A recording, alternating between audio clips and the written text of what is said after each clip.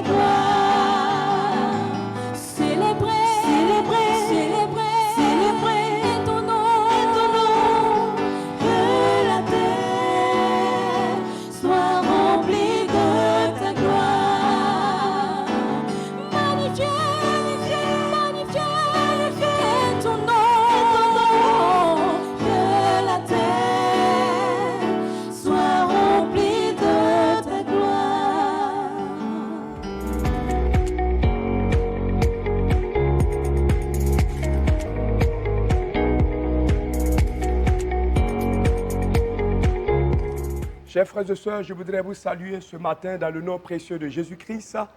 Nous sommes à notre culte ce matin et je voudrais profiter pour vous souhaiter bonne fête de Pentecôte, que le Seigneur vous bénisse. Alors, sans plus tarder, nous allons prendre nos Bibles dans le livre des Actes des Apôtres, le chapitre, nous allons lire dans 2 passages, le chapitre 1, le verset 8, et Actes chapitre 2, verset 1 à 4. J'ai fait la lecture.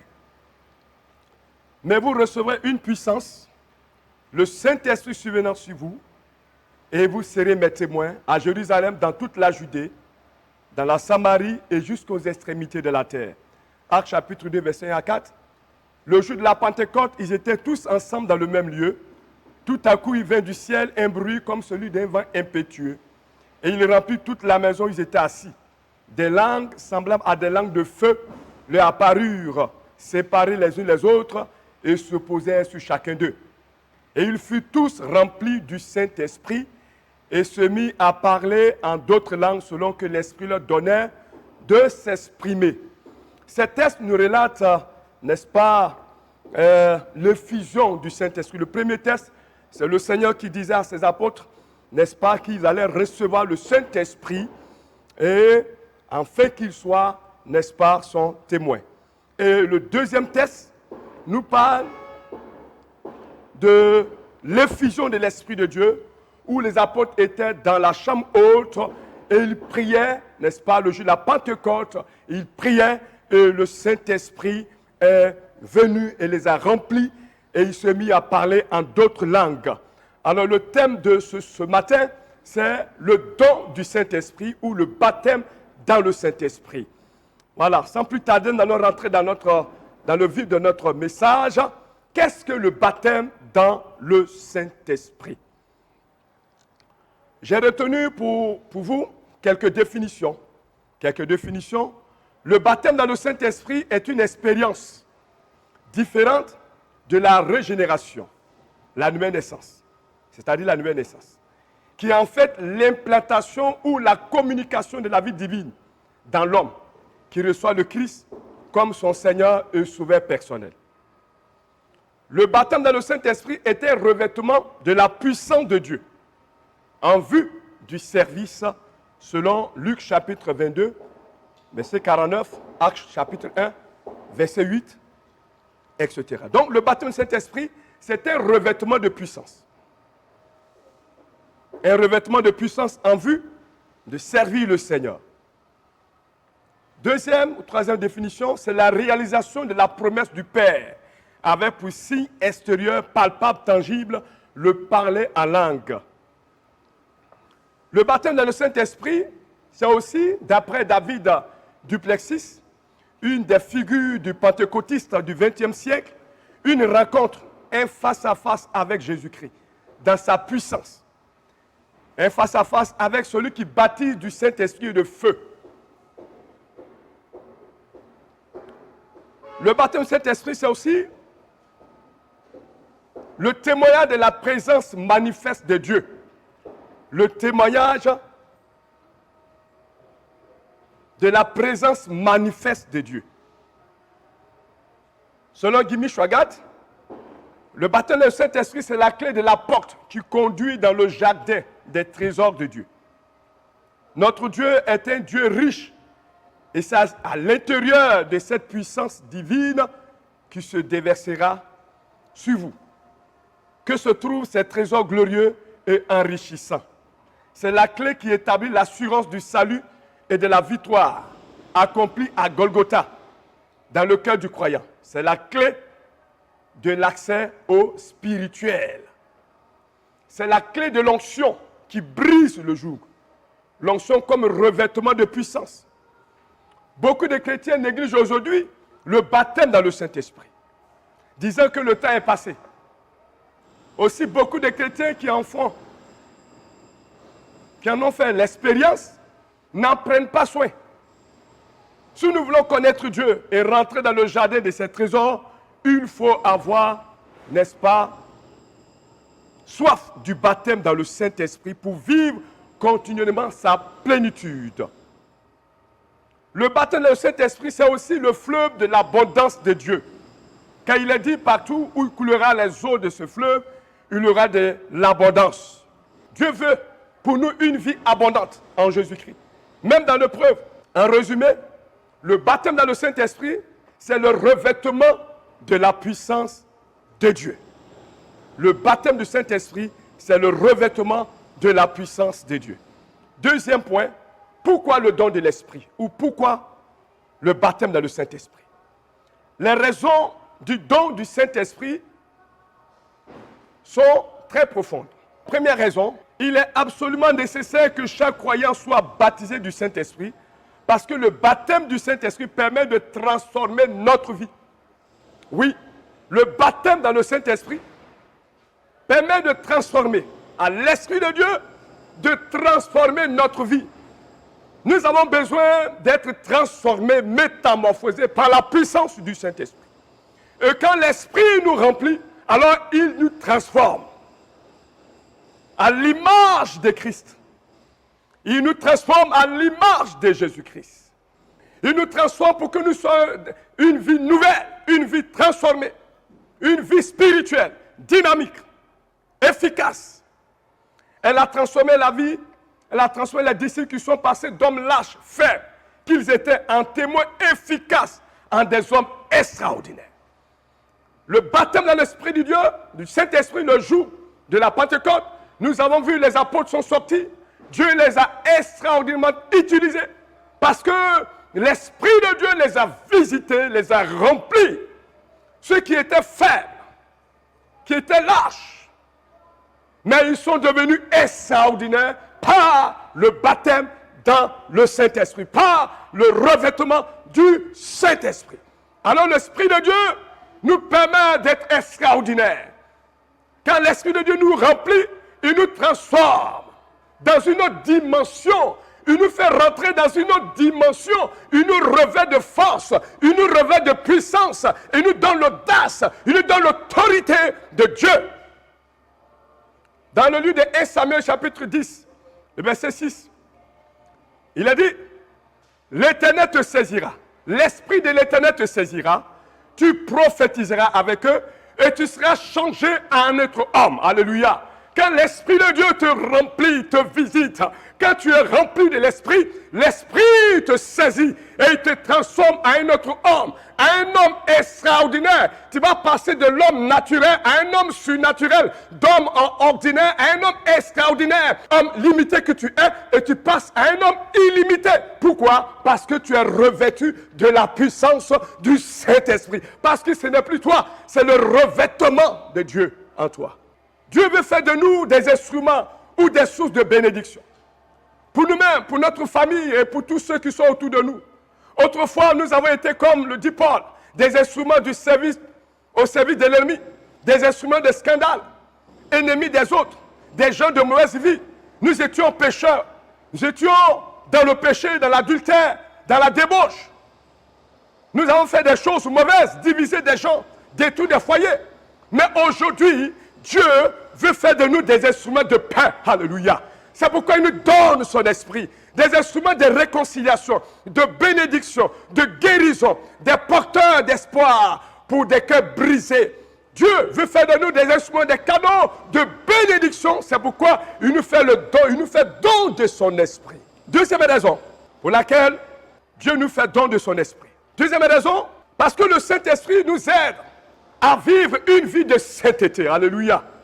Il nous donne la capacité de mener une vie sainte. Alléluia, alléluia. La Bible dit dans Hébreux chapitre 12, verset 14, il dit recherchez la paix avec tous et la sanctification sans laquelle nul ne verra le Seigneur. Et dans Éphésiens chapitre 4, verset 7, il dit car Dieu ne nous a pas appelés à l'impureté, mais à la sanctification. Donc la sanctification est l'élément essentiel pour voir Dieu. Non seulement Dieu sur la terre, mais aussi au ciel. Car il est dit dans Matthieu chapitre 5, verset 8, il dit heureux ceux qui ont le cœur pur, car ils verront Dieu. Et le Seigneur dit dans 1 Pierre chapitre 1, verset 15 à 16, mais puisque celui qui vous a appelé est saint, vous aussi soyez saints dans toute votre conduite. Selon qu'il est écrit, vous serez saints, car je suis saint. Alléluia. C'est pourquoi la Bible dit dans n'est-ce pas, Galates chapitre 5, à partir du verset 16. Il dit, j'ai dit, marchez selon l'esprit, et vous n'accomplirez pas les désirs de la chair.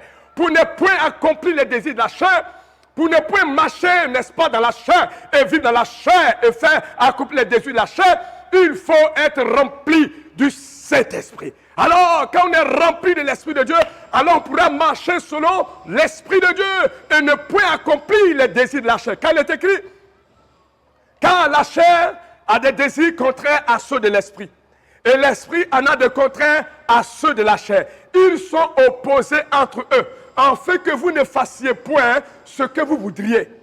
Si vous êtes conduit par l'Esprit, vous n'êtes point sous la loi. Or, les œuvres de la chair sont manifestes. Ce sont l'impudicité, l'impureté, la dissolution, l'idolâtrie, la magie, les inimitiés, les querelles, les jalousies, les animosités, les disputes, les divisions, les sectes, l'envie, l'ivrognerie, les excès de table et les choses semblables. Je vous dis d'avance, comme je l'ai déjà dit, que ceux qui commettent de telles choses, n'est-ce pas, n'hériteront point le règne de Dieu. Mais le fruit de l'esprit, c'est l'amour, la joie, la paix, la patience, la bonté, la bénignité, la fidélité, la douceur, la tempérance. Alors, quand on est rempli de l'esprit, alors nous marchons selon l'esprit pour accomplir, j'allais dire, les désirs de l'esprit, c'est-à-dire pour manifester le fruit de l'esprit, n'est-ce pas, qui est cité ici, c'est-à-dire manifester l'amour, manifester la joie, vivre dans la paix, la patience, la bonté.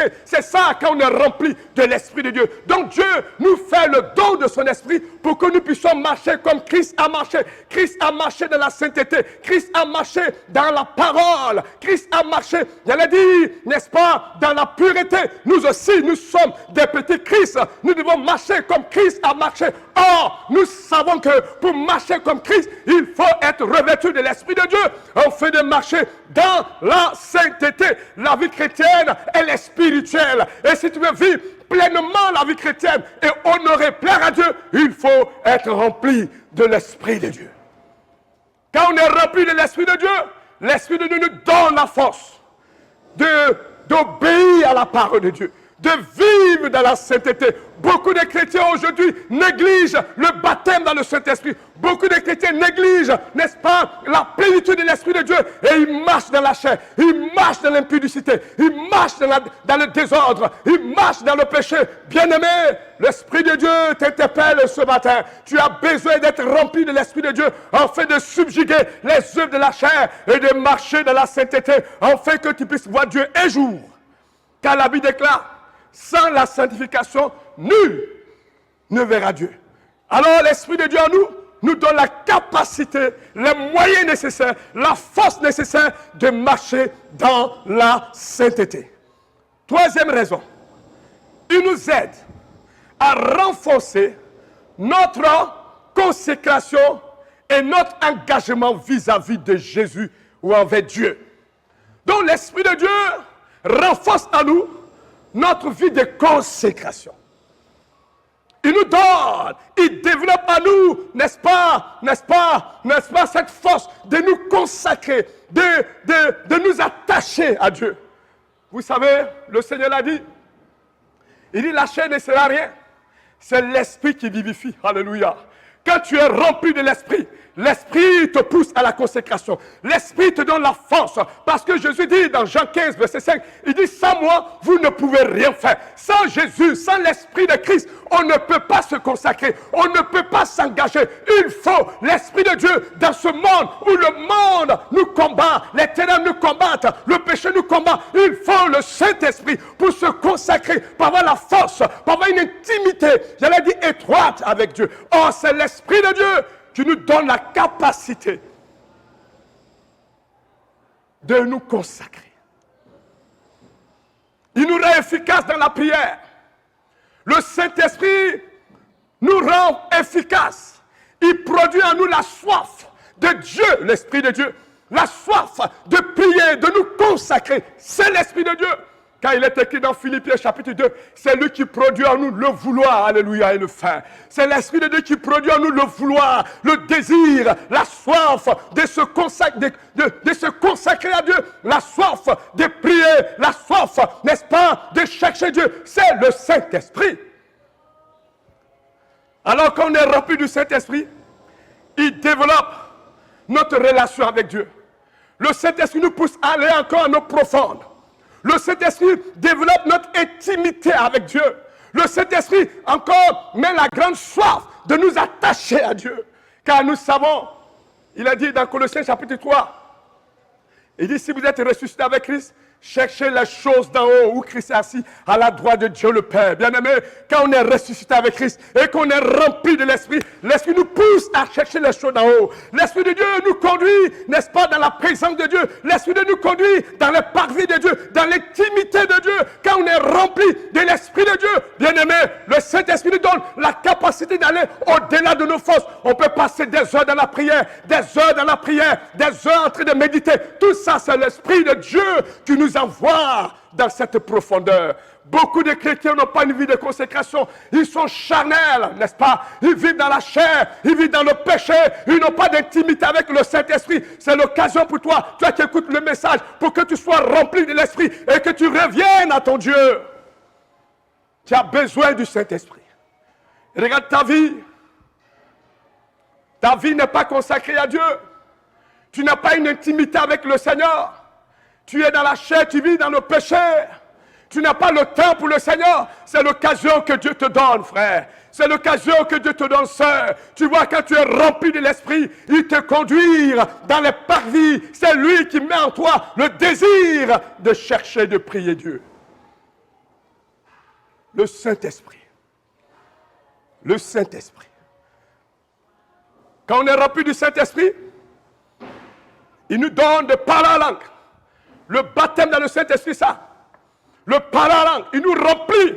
Le jour de la Pentecôte, la Bible dit qu'ils étaient tous ensemble dans le même lieu. Tout à coup, il vint du ciel un bruit comme celui d'un vent impétueux. Il remplit toute la maison. Ils étaient assis. Des langues, la Bible des langues semblables à des langues de feu. Alléluia. Lui a apparu. Oh, l'apôtre Paul. L'apôtre Pierre ou les apôtres, les disciples n'ont jamais parlé en langue. Mais le jour de la Pentecôte, ils n'ont pas appris une langue. Mais l'Esprit est descendu sur eux. L'Esprit les a remplis. Et du coup, la Bible déclare, ils ont commencé à parler une langue. Et c'était la langue du Saint-Esprit. La langue de feu. Il dit des langues semblables à des langues de feu. Leur apparu. Et ils ont commencé à parler en langue. Voilà, le surnaturel. Ils vont rentrer dans une dimension. Ils vont rentrer dans le surnaturel. Et l'Esprit de Dieu va n'est-ce pas, les emporter, les conduire dans le surnaturel. Parce que l'Esprit de Dieu est descendu. C'est ça, quand on est rempli du Saint-Esprit, on parle la langue. On parle la langue. Et le parler la langue est une source d'édification personnelle. Celui qui parle la langue s'édifie lui-même. C'est ça, quand on est rempli du Saint-Esprit. Quand tu es rempli du Saint-Esprit, tu parles la langue. Pendant que tu parles la langue, tu es en train de te, n'est-ce pas, de t'édifier. Tu t'édifies. Du mot édifier.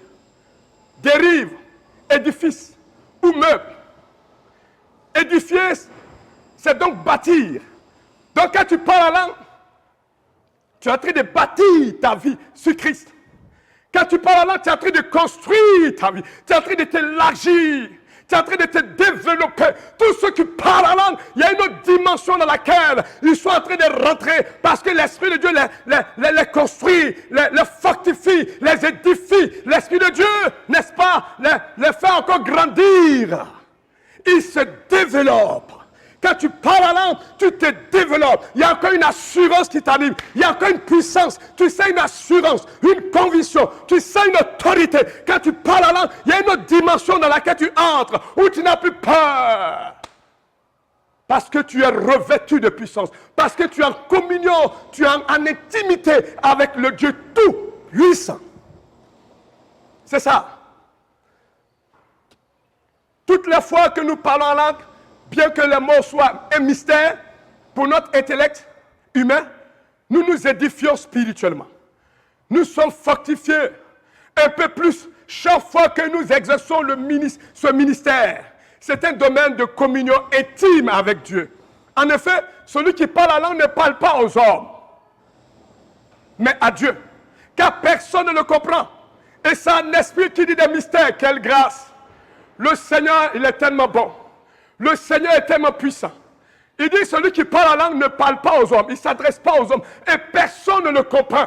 Mais c'est un esprit, alléluia, qui dit des mystères. Même Satan ne comprend pas quand tu parles la langue. Les démons ne comprennent pas. Les hommes ne comprennent pas. Tu es en intimité. Tu es connecté avec le Saint-Esprit. Quelle grâce! C'est pourquoi quand tu parles la langue, tu te fortifies. Quand tu parles la langue, tu deviens encore plus puissant, tu t'élargis. Oui, bien-aimé, beaucoup de frères ne parlent pas la langue. Ils sont battus dans le Saint-Esprit, mais ils ne parlent pas la langue. D'autres qui disent, je parle la langue quand je suis inspiré. Je parle la langue quand ça vient. Non. Le Saint-Esprit veut que, le Seigneur veut que nous parlons continuellement la langue.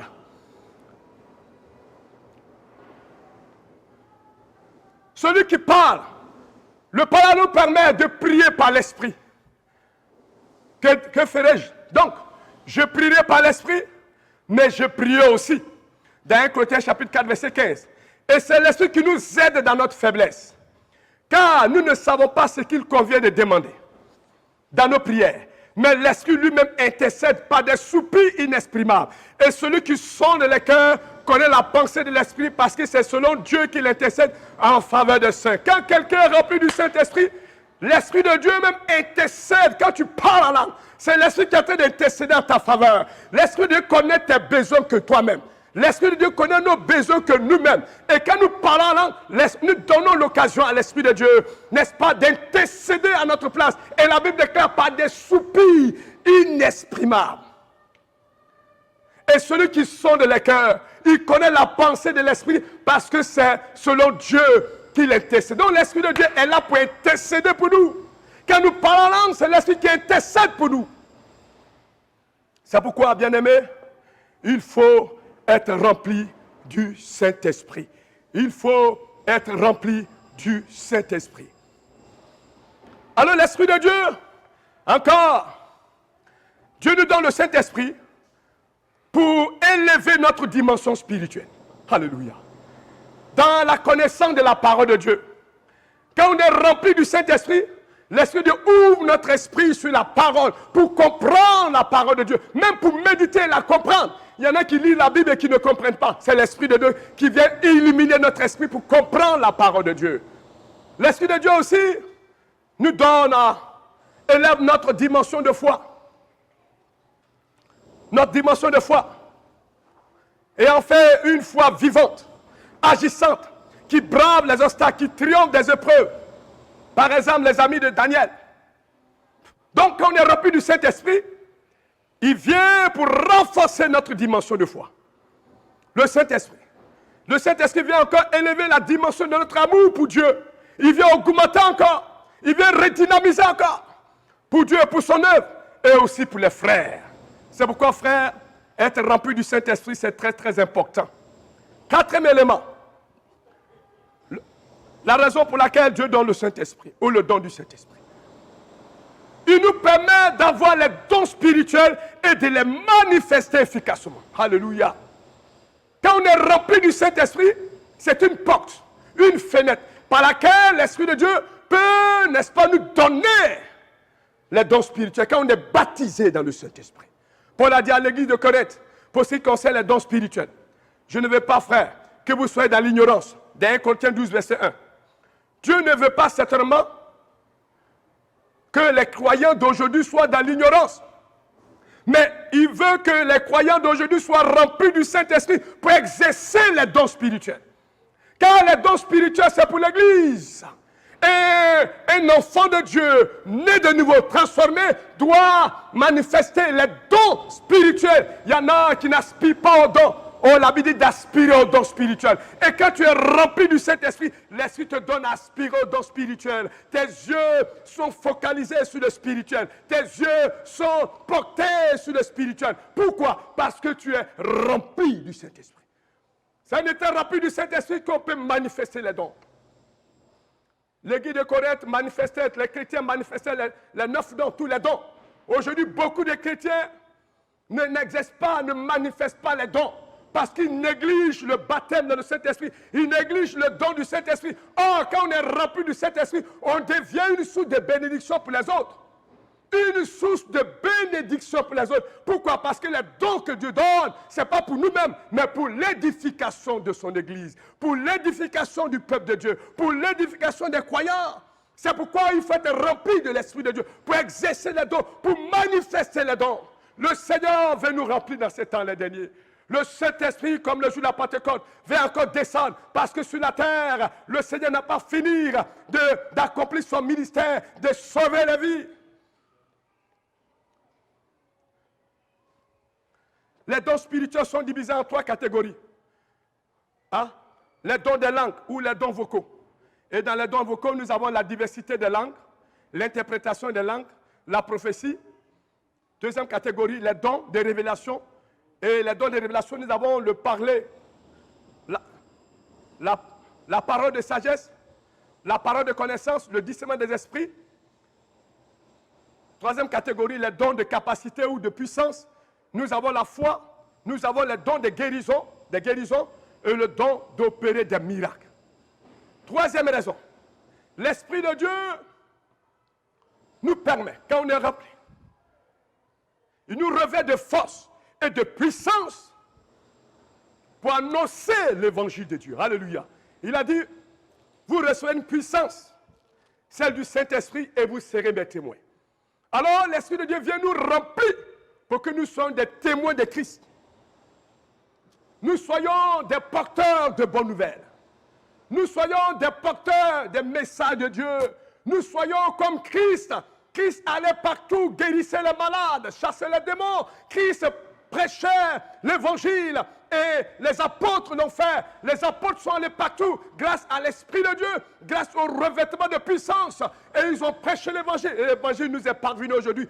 Aujourd'hui, le Saint-Esprit nous remplit pour que nous soyons, bien-aimés, des porteurs de l'évangile, des témoins de Christ et que nous puissions annoncer l'évangile. C'est ça. Car quand on est revêtu de feu de puissance, quand on est revêtu de l'onction, on devient des porteurs de l'évangile.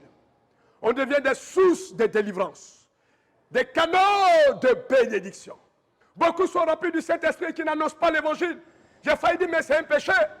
Parce que vous ratez le but pour lequel Dieu vous a rempli. Dieu t'a rempli de l'Esprit pour que tu annonces l'évangile, pour que tu apportes l'évangile, pour que par toi des âmes soient sauvées. Plusieurs chrétiens n'ont jamais évangélisé. D'autres ont peur même de sortir avec la Bible. D'autres ont honte d'annoncer l'évangile. Bien-aimé, tu as honte de ton identité. Tu es sauvé pour servir. Tu es sauvé pour annoncer l'évangile. Jésus a fait de toi son témoin. C'est pourquoi il te remplit de son esprit. Alléluia. 6e raison. Il nous revêt de force et de puissance pour le combat spirituel. Alléluia. Car la Bible dit, revêtez-vous de toutes les armes de Dieu, afin de pouvoir tenir ferme contre les ruses du diable. Car nous n'avons pas lutté contre la chair et le sang, mais contre les dominations, contre les autorités, contre les princes de ce monde des ténèbres, contre les esprits méchants dans les lieux célestes. Dans 2 Corinthiens chapitre 10, verset 3-4, car les armes avec lesquelles nous combattons ne sont pas charnelles, mais elles sont puissantes par la vertu de Dieu pour renverser des forteresses. Nous sommes dans un combat spirituel. Et dans ce combat, il faut le revêtement de puissance. Nous n'avons pas lutté contre le sang et la chair, mais contre les dominations. Les dominations, ce sont des esprits. Les autorités sont des esprits qui nous combattent. Mais il faut le revêtement de puissance pour renverser, n'est-ce pas, ces forteresses et pour remporter de grandes victoires. Il y a des chrétiens qui sont bloqués par les puissants des ténèbres. Dans leur famille, on ne se marie pas. Dans leur famille, on ne réussit pas. Les sorciers, les mystiques, c'est là, ils barricadent certains frères, certaines sœurs. Leur bénédiction, j'allais dire, est emprisonnée, bloquée. Et ils sont là. Ils ne peuvent pas, ils ne sont pas capables de s'élever pour combattre. Bien-aimé, l'Esprit de Dieu vient sur toi pour que tu sois un instrument efficace, pour que tu sois revêtu de feu de puissance, n'est-ce pas, pour combattre les puissants des ténèbres, pour les renverser. Car la Bible déclare, je vous ai donné le pouvoir de marcher sur les serpents, sur les scorpions et sur toute la puissance de l'ennemi. Et rien ne pourra vous nuire. Quand l'Esprit de Dieu nous remplit, on devient comme ce que la Bible a déclaré dans Josué chapitre 5. Il dit, nul ne tiendra devant toi tant que tu vivras. Quand tu es rempli de l'Esprit, quand tu es rempli de l'autorité, quand tu es revêtu de l'onction, nul ne peut tenir devant toi. La sorcellerie ne peut tenir devant toi. Les démons ne peuvent tenir devant toi. Pourquoi? Parce que tu es revêtu de la puissance d'en haut. Jésus-Christ, aucun démon n'a pu le limiter. Aucun esprit n'a pu l'arrêter. Parce qu'il il était revêtu. Bien-aimé, c'est ce que Dieu veut. Dieu veut que tu sois revêtu sur cette terre, n'est-ce pas, de puissance, de feu, pour combattre, pour remporter des victoires, pour délivrer des vies, pour sauver des vies, et même pour débloquer tout ce qui est bloqué. Parce que le Seigneur dit, ce n'est ni par la force, ni par la puissance, c'est par le Saint-Esprit. Nous sommes dans une guerre. Nous sommes dans un combat. Et ce combat, tu pourras le remporter seulement si tu es rempli de puissance. Tu pourras le remporter seulement si tu es rempli de feu. C'est pourquoi, bien-aimés, ceux qui vont rentrer au ciel, c'est ceux qui sont vainqueurs, victorieux, ceux qui combattent par l'Esprit, ceux qui sont remplis de l'Esprit et qui remportent des victoires. Il y a des victoires, il y a des frères et sœurs qui n'ont même pas une vie de prière. Ils sont morts spirituellement, déracinés. Des personnes où l'ennemi les empêche de rentrer dans leur destinée. Des personnes où les puissants des ténèbres les empêchent de rentrer dans leur destinée. Bien-aimé, ce n'est pas le revêtement de puissance que tu pourras rentrer dans le camp de l'ennemi, arracher tes bénédictions. C'est dans le revêtement de puissance, c'est dans l'onction du Saint-Esprit que tu vas rentrer dans le monde des ténèbres et détruire, ravager, n'est-ce pas, renverser et sortir avec la gloire, avec la bénédiction. C'est dans le revêtement de puissance. Donc l'Esprit de Dieu nous donne l'Esprit pour que nous soyons des vainqueurs dans le combat spirituel. Nous soyons des victorieux dans le combat spirituel. Le combat est rude, le combat est difficile, mais par le Saint-Esprit, tout est possible. Par le Saint-Esprit, tout est possible. Par le Saint-Esprit, tu peux renverser des forteresses. Par le Saint-Esprit, tu peux mettre fin au règne de Satan dans ta vie, au règne des ténèbres dans ta vie, au règne des puissants des ténèbres, par le revêtement de puissance. C'est pourquoi je voudrais vous exhorter, frères, que le revêtement de puissance ou le baptême dans le Saint-Esprit est très important dans la vie du croyant. Être rempli du Saint-Esprit est très important. Que le Seigneur vous fortifie, que Dieu vous bénisse, que votre cœur soit ouvert à recevoir le baptême dans le Saint-Esprit, que votre cœur soit disposé à être rempli du Saint-Esprit. Alors, vous allez aller de victoire en victoire, de triomphe en triomphe, et vous serez des vainqueurs et des victorieux, et rien ne pourra vous intimider au nom puissant de Jésus. Que Dieu vous bénisse. Amen. Nous voulons prier le Seigneur pour tous ceux qui désirent être remplis du Saint-Esprit et ceux qui voudraient que l'Esprit de Dieu puisse activer la présence de Dieu dans le cœur. Je prie maintenant, Seigneur, nous prions à l'instant même. Ceux qui ont soif de l'Esprit de Dieu et qui ne sont pas encore baptisés dans le Saint-Esprit, qui croient à cette parole, pendant que je prie, je te demande, Esprit de Dieu, de les visiter pendant qu'ils croient et que le cœur est ouvert. Saint-Esprit, ceux qui ne parlent pas langue, soient visités dans le Saint-Esprit et qu'ils parlent la langue maintenant au nom de Jésus-Christ. Que la langue soit déliée et qu'ils soient remplis du feu de l'Esprit et qu'ils parlent la langue au nom de Jésus. Je prie pour tous ceux qui ont attristé le Saint-Esprit, Esprit de Dieu, pardonne, et remplis-les, redynamise-les, enflamme-les au nom de Jésus-Christ. Ceux qui ont étouffé les dons spirituels, Saint-Esprit, pendant que je prie, que l'onction active les dons spirituels et qu'ils soient des instruments de feu et de puissance au nom de Jésus. Ceux qui n'arrivent pas à prier, parce qu'ils soient affaiblis, cet esprit remplis-les, donne-leur la soif, donne-leur l'onction de la prière, la vie de la prière, pendant que je prie, que l'onction descende maintenant sur vos vies, vous qui écoutez la parole, vous qui écoutez la prière,